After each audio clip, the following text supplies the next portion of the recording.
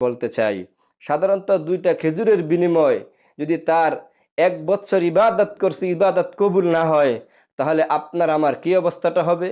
একটু চিন্তা করে দেখেন। আপনি আমি কত জিনিস, কত কিছু মানুষের খেয়ে ফেলছি, কত জিনিস আত্মসাৎ করে নিয়ে যাইতেছি, কত টাকা আমরা আত্মসাৎ করতেছি, কত চুরি, কত ডাকাতি আমরা করতেছি, মানুষের কত ফল আমরা খেয়ে ফেলতেছি। এগুলো আমাদের চিন্তার বিষয়। অন্যের হক আল্লাহ তাআলা কখনো মানুষের মাফ করবে না। অন্যের যে কোনো জিনিস আপনি খেয়ে ফেলবেন, অন্যায়ভাবে জুলুম নির্যাতন করবেন, এটা হতেই পারে না। এ সমস্ত কাজ যদি আপনারা করে থাকেন, যদি কাহারো গাছের কোনো কিছু খেয়ে থাকেন, কোনো আম খেয়ে থাকেন, কাঁঠাল খেয়ে থাকেন, আমি আপনাদেরকে বলবো তার কাছ থেকে আপনি ক্ষমা চান। সে দুনিয়া যদি বেঁচে না থাকে, তার আহাল পরিবার যারা আছে তাদের কাছ থেকে আপনি ক্ষমা চান। তারা যদি ক্ষমা করে দেয়, ইনশাআল্লাহ আল্লাহ ক্ষমা করে দিবে।